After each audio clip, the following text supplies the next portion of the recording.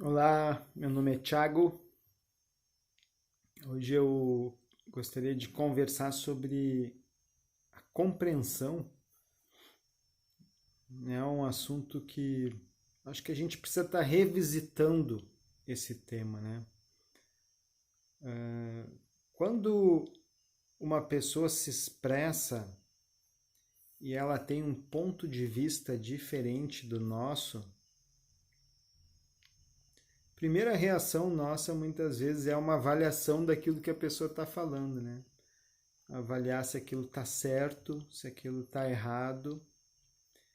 E raramente até eu posso falar que a gente dá um espaço para compreender o outro. Né? Por que a outra pessoa pensa daquela forma? Quais são os valores que ela tem? Né? Quais são as percepções que ela tem a respeito daquele assunto? Sem definir se aquilo está certo ou errado, né? Então, oferecer compreensão para uma outra pessoa é algo às vezes raro até, pelo hábito muito arraigado que nós temos de estar avaliando, né? E a avaliação ela entra aqui como um hábito. Interpretar também as falas das outras pessoas também é um hábito, ou analisar, né? Três hábitos que são muito constituídos na nossa percepção, né? Viciados até dá para dizer assim, que são hábitos viciados, porque são automáticos. A gente não muitas vezes utiliza esses hábitos sem ao menos estar escolhendo fazer isso, né? Já está habituado. Isso porque a gente está dentro de uma cultura que ela está montada sobre essas habilidades, avaliar, interpretar, analisar, comparar.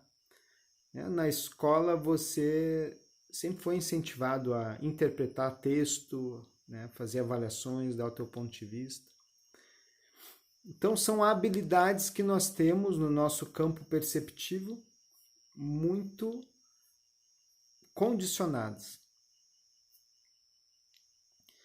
E aí, para nós conseguirmos oferecer compreensão para uma outra pessoa, nós precisamos utilizar uma outra habilidade que seria melhor descrita como o uso da observação, que é uma outra habilidade que a gente tem na nossa percepção, o uso da observação. E essa habilidade muitas vezes você não vai encontrar ela a não ser na delegacia, mas fora da delegacia dificilmente a gente encontra alguém utilizando essa habilidade. Né? Talvez uma consulta com algum psicólogo, o psicólogo pode ser que utilize dessa habilidade de observar, de descrever aquilo que você está falando, né? Então, para nós oferecermos compreensão para as outras pessoas, um primeiro passo seria a gente optar, escolher, se permitir oferecer compreensão. Se permitir pelo fato de que você vai ter que, na hora, ao invés de avaliar, interpretar, analisar, comparar o que a pessoa está dizendo, você vai ter que usar da observação. Ou seja, vai começar a descrever aquilo que a pessoa está falando. Ah, então, fulano, eu ouvi você dizer que você valoriza esse tipo de comportamento ao invés do outro comportamento. Foi isso mesmo que você disse? Né? Você começa a usar uma linguagem que é descritiva e que está pautada numa base de não julgamento, ou seja, de observação.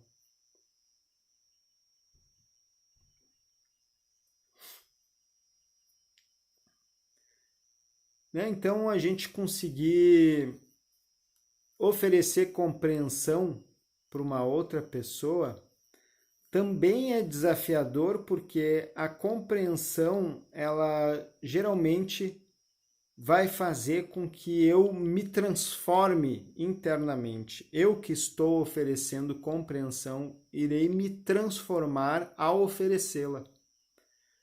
Porque é bem provável que eu entre dentro de um universo diferente do meu e que aquilo ali me transforme.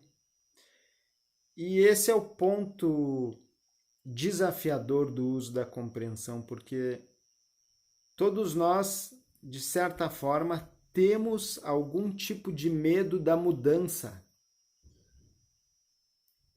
A mudança ela está muito associada ao medo dentro de nós. Né? Mudar dentro de mim pode ser que tenha muitas associações com questões do passado ligadas a situações dolorosas. Por isso a gente traz alguma resistência com relação a isso.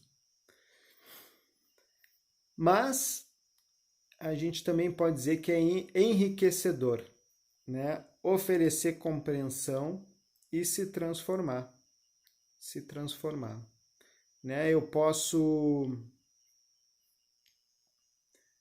mudar determinadas crenças que eu tinha, aí retransformar elas.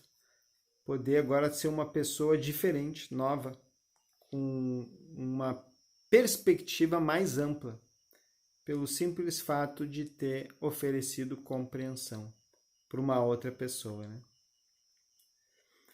Então, utilizar de observação, ao invés de julgamento, interpretação, análise, comparação, seria o primeiro passo. Né? E essa observação nos leva a uma linguagem que é descritiva, sem avaliar aquilo que a pessoa está falando.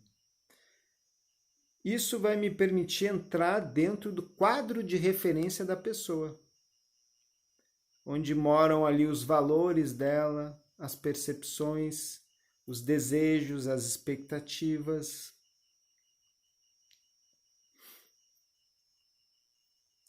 E aí é sempre importante a gente ter a mais alta delicadeza quando entra no quadro de referência de uma pessoa.